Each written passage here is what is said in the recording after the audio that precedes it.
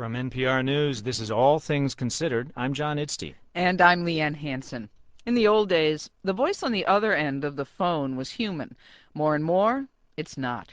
Welcome to United Airlines Flight Information Line.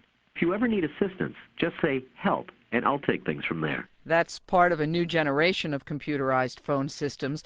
The voices refer to themselves in the first person, and they engage you, almost like a real conversation. They're an example of a new relationship between human and machine, a relationship that not everyone thinks is a good idea. NPR's David Kestenbaum reports. It happened not too long ago. I called Thrifty Car Rental, and there she was. All I need from you is the details of your rental, such as when you need the car and the type of car you want. Once I've given you one or more rate quotes, I can pass on all the details of your rental to an agent who can then book your car immediately. Oh, before we continue, here's a few things to remember. At any time Oh, during and our before we conversation, continue, don't say, did she really forget that? This is a machine, right? At what airport or city are you picking up the car? Los Angeles, California. You are flying in, correct? Yep. On the one hand, we were having a remarkably fluid conversation. So fluid, I began talking as if I were talking to a real person. I kind of liked her. I mean, it. But then I felt tricked. I felt like the dog who, when you fake throwing a ball, he goes running looking for it, time and time again. On which date will you pick up the car? What's your name? Sorry, I didn't understand. Please say the pickup date, or say help for more information. What are you doing after work? On what date? Well, I think that's a sign of good engagement. Blade Catelli works for a company called Speechworks. He helped design this system, and he says it's not crazy to want to talk to these machines. One reviewer wrote, "After using this kind of system, you will want to take the voice to dinner," which Catelli says you didn't with the typical voice it replaced. It would say things over the top with a produced voice. If you're a member, press or say 1. It didn't feel like it was talking to me. I almost looked behind me to see who it was talking to. It used to be that you had to press buttons. Speech recognition only worked if you spoke the Queen's English into a high-quality microphone. But voice recognition software has gotten clever, as have designers. The conversation with Thrifty is carefully choreographed, so the computer only has to understand a handful of statements. During the design process, Catelli and others map out hundreds of possible conversational paths on a flowchart. Catelli thinks about the pauses, the cadence, the "oh, by the ways." What do you want, he says? No personality? No such thing. There's a movie called Bicentennial Man in which Robin Williams plays a robot, and he asks his new owner a question. He says, "You can have one with or without personality. Which would you like?" And the owner says, "I think we'll stick with what we've got." But he has a personality. It's just a classically 1950s robotic personality. Dry, monotone language. That is a personality. It's like the butler in all those old English movies. So, since we're going to have a personality, regardless of what we do, let's make it the best one it can be. If callers feel at ease and feel natural using the system, they'll be able to hang up that phone call with a smile, or at least not think about it too much and just get on with the rest of their day. By the way, if Catelli sounds a bit like one of those modern phone mail systems, it's no coincidence. He's coached some of the actors who record them. I asked Catelli and some other people who work on phone systems if there was any research that really suggested people prefer computers with personality. They all pointed to the work of 2 Stanford sociologists, Clifford Nass and Byron Reeves. Reeves says we have no choice but to interact socially with machines. Millions of years of evolution have created humans that are social animals. We type or click a mouse, the computer responds. We see it as a conversation, even more so with speech.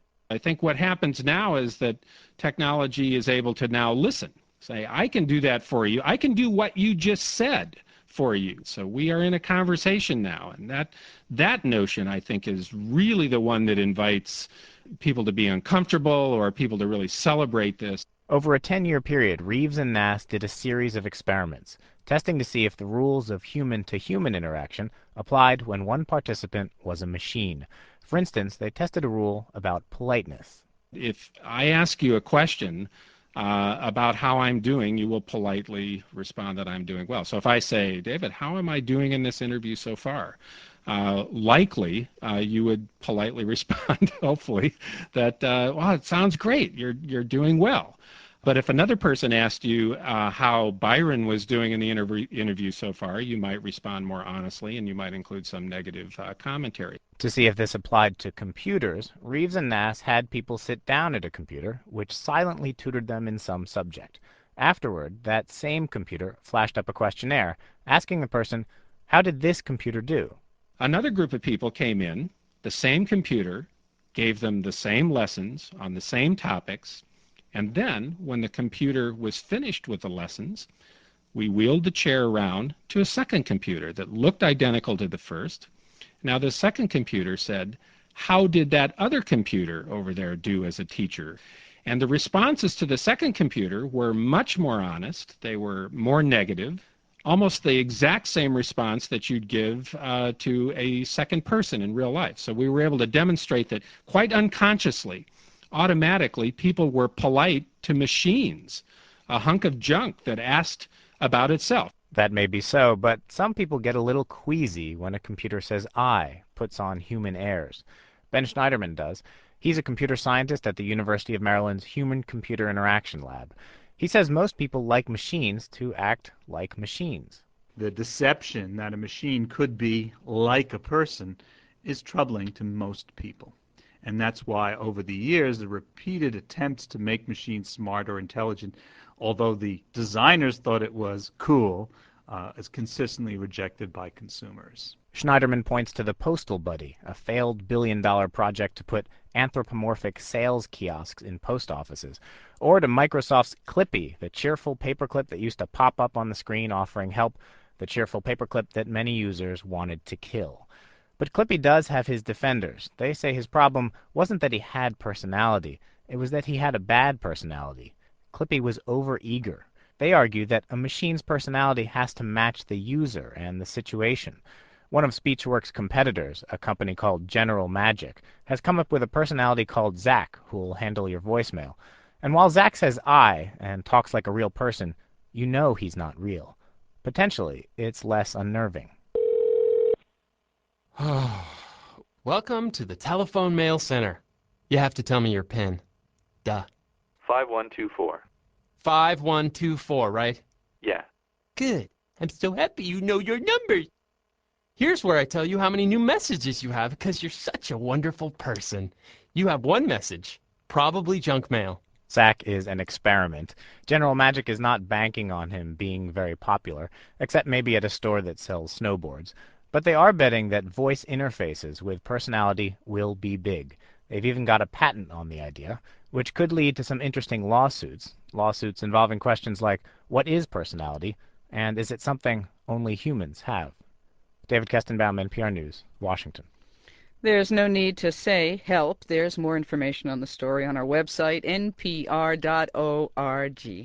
This is NPR, National Public Radio.